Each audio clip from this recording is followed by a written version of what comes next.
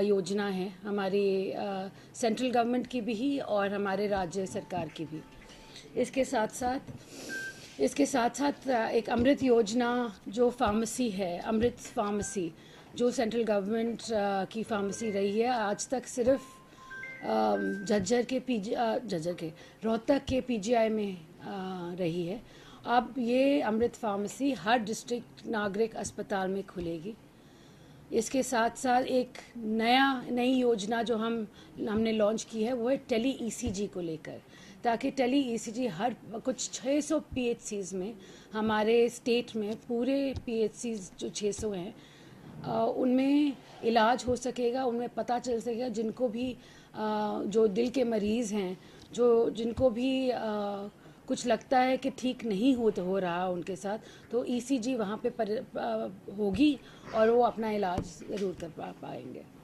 और इसके अलावा 766 जो हमारे पीएचसी सीएचसीज अर्बन ब्लॉक हेल्थ क्लिनिक्स हैं, सब सेंटर्स हैं, उनको मुख्यमंत्री जी ने मंजूरी दी है और 766 नए हेल्थ जो हमारे हेल्थ सेंटर्स हैं वो बनने जाएंगे।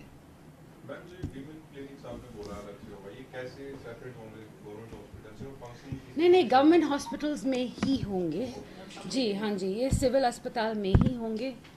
सॉरी, आपने कुछ कहा? सॉरी जी, ये सिविल अस्पताल का ही हिस्सा होंगे। और एक नया वो होगा कि जहां महिलाओं को अपनी दिक्कतें पड़ती हैं उनके लिए वो प्रावधान किया गया है कि वो सीधा जाके उन क्लिनिक्स में अपना देखभाल अपना इलाज करवा सके। टेली ईसीजी कैसे होगी, मतलब क्या इतना इंफ्रास्ट्रक्चर होगा? जी, ईसीजी मशीनें लगाई जा रही हैं, तो बिल्कुल इंफ्रास्ट्रक्चर है पीएचसीज में। सॉरी में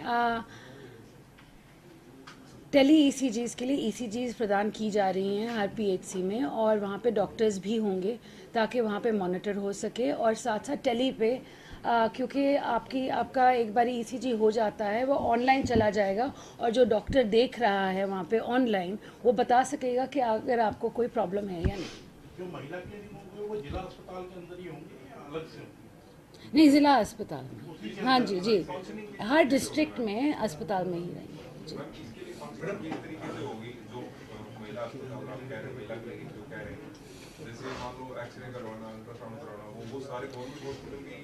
बिल्कुल नहीं, बेसिकली नहीं, आप बात कर रहे हैं, मैं कह रही हूँ महिलाओं को लेकर जो प्रॉब्लम्स होती हैं उनकी बात, हम समस्या की बात कर रहे हैं।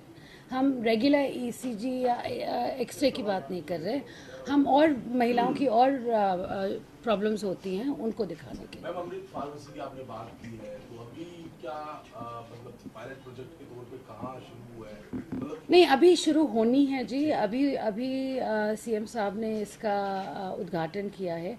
अभी हर डिस्ट्रिक्ट अस्पताल के अंदर, या अगर वहाँ जगह नहीं है तो बाहर की तरफ हम एक कियोस्क बनवाएंगे जहाँ अमृत फार्मेसी लगाई जाएगी, और कम से कम दामों पे बेहतरीन जो हमारी मेडिसिन्स हैं वो वहाँ मिलेंगी। मैम, हेल्थ इंफ्रास्ट्रक्चर को लेकर बीते दिनों मुख्यमंत्री जी ने और आपने पंचकुला में एक कार्यक्रम में शिरकत की थी। 1.5 साल की बात करें आपके कार्यकाल के एज ए हेल्थ मिनिस्टर, तो कितना इम्प्रूव आप लोग कर पाए हैं? जो आपने तय किया था क्या उसके मुताबिक आज प्रदेश में स्वास्थ्य सेवाएं लोगों को मिल रही है? मतलब क्या और आगे की क्या प्लानिंग है बड़े तौर? नहीं, बड़े तौर पे जी प्लान से 1.5 साल में, मैं पहले तो ये फिर से ये ज़रूर बताना चाहूँगी कि पिछले 1.5 साल के कार्यकाल में हमने 2 मेडिकल कॉलेज खोले हैं। हमने 200 सीटें मेडिकल कॉलेज में शुरू की हैं। इसके साथ साथ आने वाले इस साल में हमें कुटेल जो करनाल में है वो मिल जाएगा और हैंड ओवर हो जाएगा। तो उसके बाद हम फिर अपने एनएमसी से हमारी परमिशन शुरू होंगी, तो शायद अगले साल की बात होगी जब हैंड ओवर हो जाए। उसके बाद जींद का एक मेडिकल कॉलेज है, वो भी 80-85% कंप्लीट है। इसके अलावा यमुनानगर, सिरसा में भी मेडिकल कॉलेजेस बन रहे हैं। ये हो गई एमईआर की बात। आज के दिन हर मेडिकल कॉलेज में फ्री डायलिसिस जो है वो आज का प्रावधान है। अभी सीएम साहब ने इनॉग्रेशन किया है 2 और डायलिसिस सेंटर्स का जो है छायसा फरीदाबाद में और कोरियावास नारनौल में।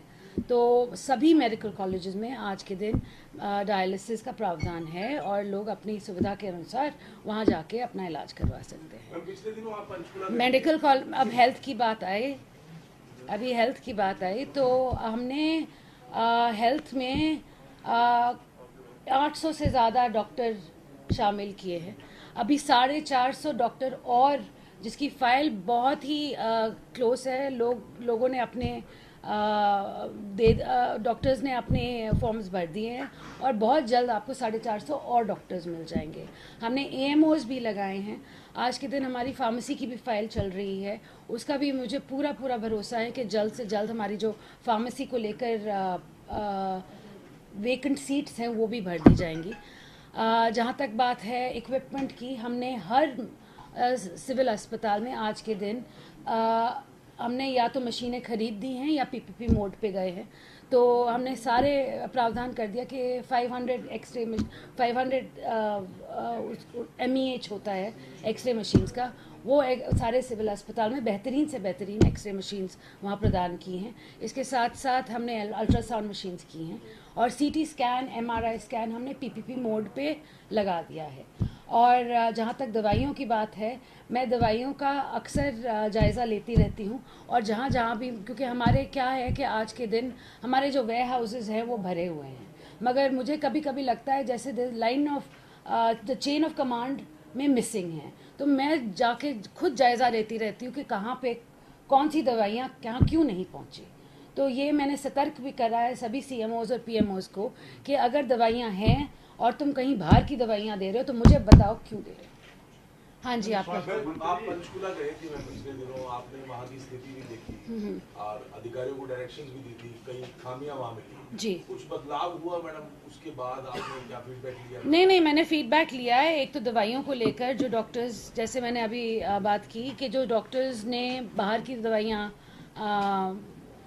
प्रिस्क्राइब की थी उनको उन पे हमने कड़ी नज़र रखी हुई है कि क्यों की है, और फिर इंक्वायरी मैंने करवाई है कि ये ऐसे 3 डॉक्टर्स मैंने पाए। उसके साथ साथ PWD को लेकर मेरा एक प्रॉब्लम था कि विमेंस वार्ड में ऊपर छत से बहुत ज़्यादा पानी गिर रहा था और अभी जो महिलाएं जिन्होंने अभी बर्थ किया है उनके बच्चे उसी वार्ड में, वो और उनके बच्चे दोनों उसी वार्ड में रह रहे थे। तो ये बहुत ही ज़्यादा प्रॉब्लम, मैंने कहा है सबसे पहले ये करो कि ऐसे पानी गिरना नहीं चाहिए, क्योंकि साथ साथ न्यूबॉर्न बेबी को अगर आप ऐसी जगह रखोगे तो बहुत बीमारियां होने के चांसेस बढ़ जाते हैं। मैम, स्वास्थ्य विभाग ने लगातार अभी पीछे एक्शन लिए हैं, वो PNDT एक्ट के तहत डॉक्टर चार हमारे डॉक्टर्स हमने सस्पेंड किए हैं। हाँ जी, हाँ जी। किस तरह से, क्या अभी तक सिस्टम समझ में नहीं आ रहा है, क्योंकि खड़े आप निर्देश भी दे रहे हैं उसके बावजूद भी इस तरह की केस? देखिए, जहाँ PNDT की एक्ट है हम फ्रंट फुट पे इसको फाइट कर रहे हैं और CM साहब ने बहुत स्ट्रिक्ट इंस्ट्रक्शंस दे रखे हैं इसी को लेकर कि आप जाएं और आप जाके जहाँ आपको लगता है कि यहाँ पे चेकअप्स हो रहे हैं, जांच हो रही है, आप वहाँ पे जाके खुद एक्शन लीजिए। अगर एक्शन नहीं दिख रहा है हमें तो हमने उन डिस्ट्रिक्ट्स पे लोगों को जो PNDT ऑफिसर्स है उस पे स्ट्रिक्ट एक्शन लिया है। मैम, आयुष्मान का इलाज सारे हॉस्पिटल्स में जनरली गायनी वार्ड या चाइल्ड एंड मैटरनिटी वार्ड्स रहती हैं, तो जो ये वुमेन सेंटर्स आप बना रहे हैं, वुमेन क्लिनिक्स, ये कैसे डिफरेंट होंगी? So once a week, एक हफ्ते में एक बारी, they will be only for the women of तो I think Thursday या Friday जो है वो महिलाओं के लिए स्ट्रिक्टली रहेगा जी। मैम, ये जो LNJP हॉस्पिटल में डॉक्टर्स है वो जनरली ये कहते हैं, हाँ, एक सेकंड, सॉरी। आयुष्मान भारत जो है, हाँ, उसके तहत काफी ज्यादा चेंजेस आए हैं धरातल पे, क्योंकि PGI का डेटा ये कहता है कि जो क्योंकि फ्री इलाज हो रहा है तो ज्यादा से ज्यादा महिलाओं का इलाज जो है वो हो पा रहा है, क्योंकि पहले महिलाएं बहुत इग्नोर्ड होती थी, अब फ्री इलाज है, क्योंकि ये PGI का डेटा बोलता है। तो हरियाणा में क्या स्थिति है आयुष्मान भारत? चेंज हुआ है? जी, मैं कहूँगी सभी तौर पे हमारे माननीय प्रधानमंत्री जी का हमेशा फोकस रहा है कि महिलाओं को लेके हम बेहतर जो भी योजनाएं हैं वो प्रदान करें। और स्वास्थ्य को भी लेकर हमने जब से नई सरकार बनी है हमारा फोकस यही रहा है कि विमेन एंड चाइल्ड, तो तब से ही हमने विमेन और चाइल्ड विंग्स हर अस्पताल में शुरू कर दिए हैं। हमने साथ साथ जहाँ जहाँ हमने आज के दिन 100 we've got the gynecologist, we've got the anesthesiologist and the we've got gynecologists, anesthesiologists and pediatricians in every district, ताकि आगे चल के जहाँ जहाँ भी जो ट्रायड है, जहाँ महिलाओं को ज़रूरत है ऑपरेशंस की, क्योंकि सारी नेचुरल बर्थ्स नहीं होती, कोई प्रॉब्लम्स होती हैं बर्थ्स में, तो हमने ये भी कर रखा है कि महिलाओं को जहाँ कम से कम दिक्कत हो और पहले ही पता चल जाए कि यहाँ पे कोई इशू होने वाला है और इनको ऑपरेशन की ज़रूरत पड़ेगी, तो उसके तहत उनका ऑपरेशन भी हम शेड्यूल करवा देते हैं। मैम, जो एलजेपी हॉस्पिटल का जो इशू है जिसमें डॉक्टर ने इस तरीके की जो हरकत की, जी जी कार्रवाई हालांकि आपने की है, जी, क्या मैसेज है और डॉक्टर्स के लिए इस तरीके नहीं जी, मैसेज बहुत क्लियर है हमारी सरकार से। हमारे मुख्यमंत्री जी को से भी मैंने बात की थी इस बारे में, कल ही परसों की थी, और मैंने ये सीएम साहब ने भी स्ट्रिक्ट इंस्ट्रक्शंस दिए हैं और मैंने भी कहा है कि यहाँ पे एक तो कैसे हो सकता है, सिक्योरिटी लैप्स कैसे हो सकती है, ऐसी होनी नहीं चाहिए, और आगे चल के अगर कोई भी ऐसा कदम उठाने की सोचता भी है तो आप सोच लीजिए ये सरकार आपको बख्शेगी।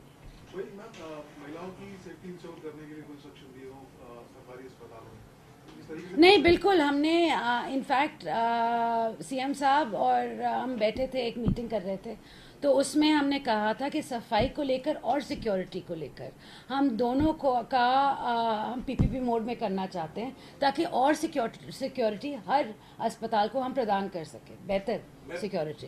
कितने सुधार की अभी और जरूरत है, आपको क्या लग रहा है? आप रोज रिव्यू करते हैं मैम? जी,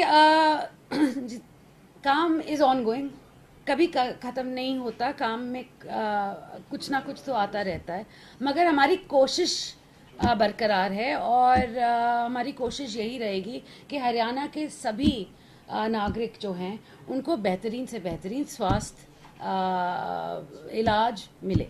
मैम, ये एक सवाल है, इसके अलावा ओपी यादव जो विधायक है वो कह रहे हैं कि राव नरवीर सिंह को राव लिखने का भी अधिकार नहीं, तो सिर्फ राव इंद्रजीत परिवार के पास ही है, वो तो गलत लिख रहे, उसके इस बयान को कैसे देखते हैं? और दूसरा, वहाँ जो अक्सर बना रहता है गतिरोध राव नरवीर सिंह और राव साहब के बीच में, किस तरीके से देखते हैं? ओपी यादव जी कह रहे हैं कि वो तो राव लगा ही नहीं सकते। आप ओपी यादव जी से पूछिए ना ये सवाल ये मुझसे क्यों पूछ रहे हैं? देखिए, आज के दिन मैं सच्ची में बताऊं कि जो राव नाम है उसकी परंपरा एक है, मगर आज के दिन सबका पूरे दक्षिण हरियाणा में इतने सारे राव मिलते हैं, तो इसमें कोई पाबंदी नहीं है। हाँ जी।